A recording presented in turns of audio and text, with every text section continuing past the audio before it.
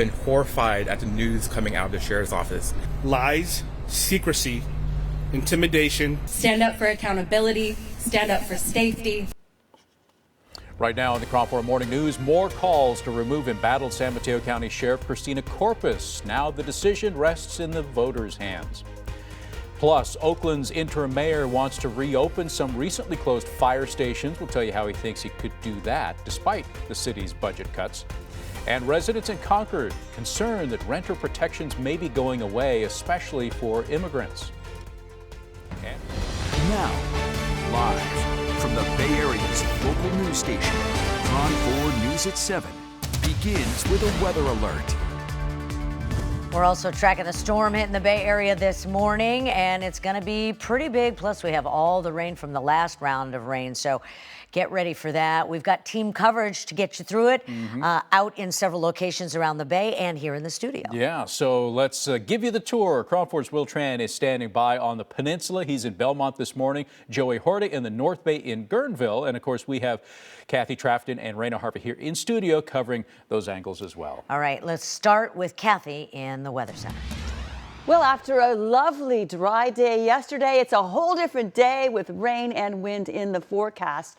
So get your rain gear ready. Now, this is not going to be as big a storm as what we experienced earlier this week. Nevertheless, the rain will be falling on already swollen streams, on already saturated ground. So there is a flood watch in effect for Marin County and Sonoma County, and the flood warning has been extended for the Russian River at Guerneville at Johnson's Beach. There is a high wind concern as well, 15 to 25 mile per hour southwest winds, gusting to past 52 miles per hour. So it's going to be wind and especially gusty winds and rain. And you know what? There's also snow in the Sierra, 2 to 3 feet of fresh snow, and a concern for avalanches as well. All right, well, if you are hitting the roads outside right now, things are already coming down slick and wet, so I would certainly give yourself some extra time if you have to be out there this morning. Look at the Bay Bridge. We're already at 31 minutes, not because of accidents, because of slick roads out there, so definitely be careful. 25 on the San Mateo Bridge. Richmond San Rafael, you can really see it coming down. Lots of water on the lens there. About 12 minutes, so gradually building. And the Golden Gate Bridge, 37 of the tolls, 25 minutes. Daria James, back to you. Thanks, Raina. 7:02 is the time. All right, take a look at these pictures that we received from the Army National Guard showing them helping people in the North Bay. These images from Wednesday's recovery effort come from one of our producers, Keith Beasley, who's actually a member of the Guard himself. This morning, people are waking up to even more flooding, of course, because of the rain that's beginning to fall once again. Yeah, we've got you covered. All eyes right now are on the Russian River, so let's go there. First, KRON4's Joey Horta live in Guerneville. Joey?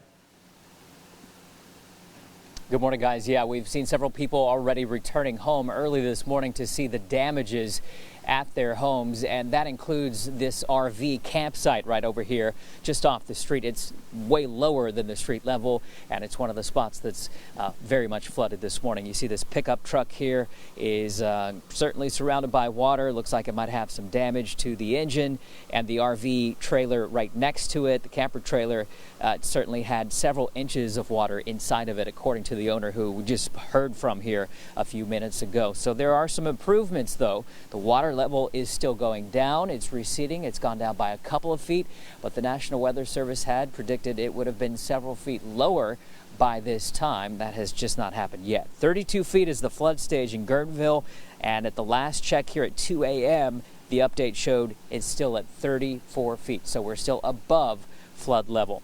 So the delay is slowing down the cleanup process. It is speeding up the need for help.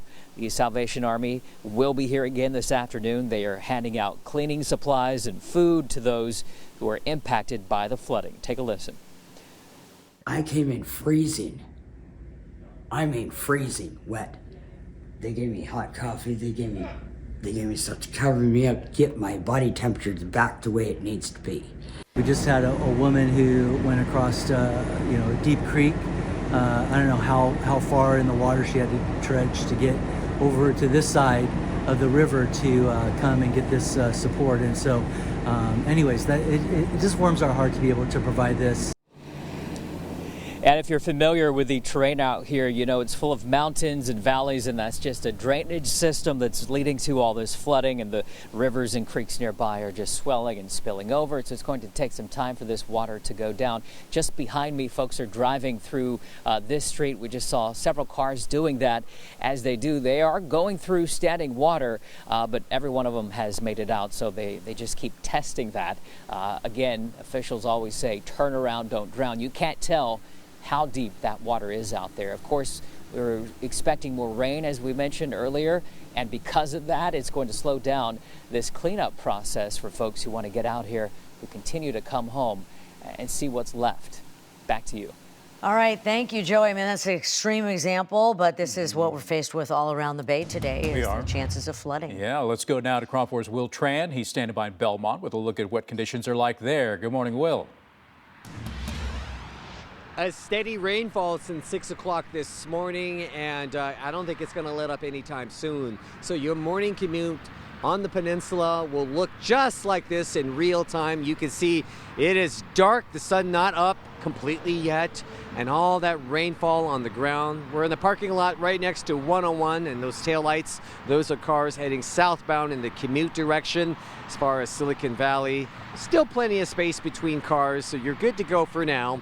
Not windy, not just yet. Hopefully it won't be at all, but I can tell you right now, not windy, but certainly a good steady rainfall. And being in this parking lot, we want to show you at least some of the accumulation of the water on the road here on the parking lot. So this is what you can expect. Hopefully it won't be too bad. A steady rainfall is, I'll take that any day over a heavy rainfall over the next several minutes or so. So good to go here. I'm sure it's going to be a little tricky as you're moving about, so give yourself plenty of time. But I was thinking, guys, this is like the Eurythmics for all you Gen Xers. Here comes the rain again. Back to you. All right, Will. Now that song stuck in my head. All right. Thank you, Will. All right, and I feel like a broken record when it comes to SFO, because you know the flight delays are stacking up already this morning, and it's looking, there goes a takeoff, messier and messier. Right now, FlightAware is reporting 41 delays and 4 cancellations, so starting to build, and it will domino throughout the day, so you want to make sure that if you have a flight, you check ahead. Oakland and San Jose, not too bad. Oakland, 5 delays and holding. We've been checking that one. San Jose has gone up a little, 8 delays there, no cancellations. Oakland's interim mayor plans to reopen fire stations that were temporarily just closed because of budget cuts. 2 of the stations in the Oakland Hills were shut down last month, and a local fire union has been fighting this, citing safety concerns. Interim Mayor Kevin Jenkins says he is aiming to get those fire stations reopened. He says that that way the city will be better covered when it comes to fire risk. And something that could help is increasing, he says, Oakland's sales tax to 10.75%. A number of other jurisdictions in our region have 10.75 sales tax. So on a conservative year, that sales tax will bring in $21 million to the general fund. And on a good year, economically, it will bring in $30 million. We are trying to fund police, fire, and other essential core services. Oakland residents get to decide. They vote on whether or not to increase the sales tax in April.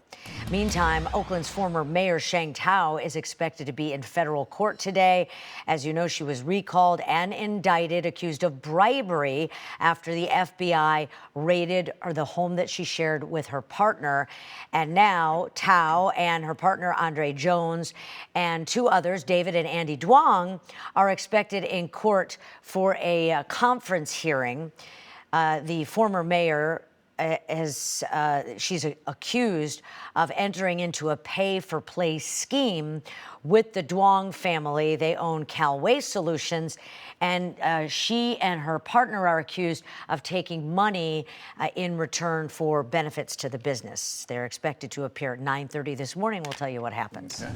Well, from Oakland, let's head over to San Mateo County, where the Deputy Sheriff's Association is urging voters to vote yes on Measure A to oust Sheriff Christina Corpus. That's just the latest move against the embattled sheriff. KRON4 Sarah Stinson has more. Vote yes on Measure A. Stand up for accountability, stand up for safety, stand up for the workers who stand up for us every single day. San Mateo County leaders gathered Wednesday pleading with voters to pass Measure A. The measure would give the County Board of Supervisors the authority to remove the sheriff for abuse of power through December 31st, 2028. Supervisors voted in December to put the measure on the ballot after an independent investigator released an explosive 400-page report on Sheriff Christina Corpus. In the words of that report, lies, secrecy, intimidation, retaliation, conflicts of interest, and abuses of authority are the hallmarks of the Corpus administration. Despite the board and several cities taking no confidence votes for the sheriff, Corpus refuses to step down and continues to deny allegations. And instead stubbornly clings to power. The findings from the report have turned early supporters of Corpus against her, like Redwood City Mayor Elmer Martinez-Ceballos. Because I believed in Sheriff Corpus and her vision for San Mateo County. But the unprecedented crisis that has enveloped this agency due to Sheriff Corpus's leadership puts our community at risk. And leaders like South San Francisco City Council member James Coleman, who's already voted in favor of the measure.